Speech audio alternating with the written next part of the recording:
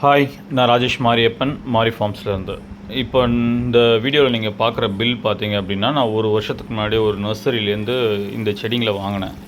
அதோட பில்லு இதெல்லாம் நடவு செஞ்சு கிட்டத்தட்ட 1 இயர் ஆகுது.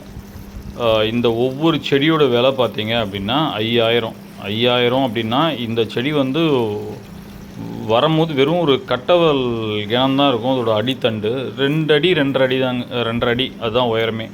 இது மியாசாகி, இது ரொம்ப மோசம். ஒரு சுண்டவரல் சைஸ் தான் அந்த தண்டு. இந்த சின்ன ஒரு கொத்து தலையில் அப்படி இருந்தால் அப்படி இருக்கும் பாருங்கள், அந்த மாதிரி இருந்தது. அடுத்தது லாஸ்ட்டில் இருக்கிற மரம் பார்த்தீங்க அப்படின்னா Thai jumbo pink, red Miyazaki pink. இந்த செடிங்கெலாம் பார்த்த பிறகு எனக்கு ரொம்ப வெக்ஸ் ஆகிட்டேன். அப்போ நான் உடனே அந்த நர்சரிக்கு கால் பண்ணி இந்த மாதிரி, சார் பெரிய பிளான்ட்டாக அனுப்புகிறேன், நீங்கள் செடி இவ்வளோ மோசமாக இருக்குது சார் பார்க்குறதுக்கு அப்படின்னா, சார் இது எல்லாமே இம்போர்ட்டட் பிளான்ட்டு, எங்களுக்கே இந்த சைஸ் தான் சார் வந்தது அப்படின்ட்டாங்க. எனக்கு பெருசாக இப்போ கன்வின்ஸ் ஆகலை. நான் அவர்கிட்ட ரொம்ப வருத்தப்பட்டுட்டு அதோட நான் கட் பண்ணிட்டேன். அதில் நான் நர்சரியில் செடியை வாங்கலை அவங்கக்கிட்ட எதுவுமே. இதை பற்றி நான் ரீசெண்டாக நம்மளோட குரூப்பில் பேசிகிட்டு இருக்கும் போது ஒருத்தர் சொன்னார், நான் கிட்டத்தட்ட 30 செடி மியாசாக்கி நடவு பண்ணியிருக்கேன் அப்படின்னாரு. இப்போ இதெல்லாம் பார்த்தீங்க அப்படின்னா நம்ம தோட்டத்துலேயே நடவு பண்ண செடி. இது ஜவாரி. இப்போ இதெல்லாம் பார்த்திங்கன்னா நம்மளால் கிலோ 300 வரைக்கும் நம்மளால் ஈஸியாக சேல் பண்ண முடியும். நம்மக்கிட்ட பெரிய மரங்களும் இருக்குது ஜவாரியில். நம்ம ஆர்கானிக்காக பண்ணுறதுனால நம்ம அப்படி தான் கொடுத்துட்ருக்கோம்.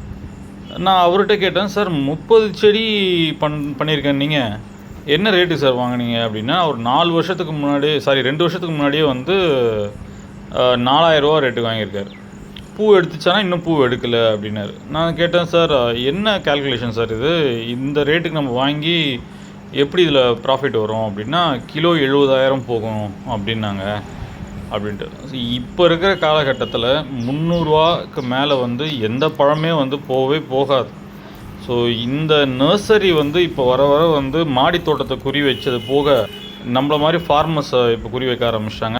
விவசாயிகள் பயிர் பண்ணுறதுக்கு முன்னாடி, இந்த மாதிரி ஃபாரின் வெரைட்டியை பயிர் பண்ணுறதுக்கு முன்னாடி 1க்கு 2 தடவை யோசித்து பயிர் பண்ணுங்கள். ஏன்னா ஒரு செடியை நம்ம நடுறோம் அப்படின்னா 4 வருஷம் கழித்து தான் நம்ம ஈல்டு எடுப்போம்.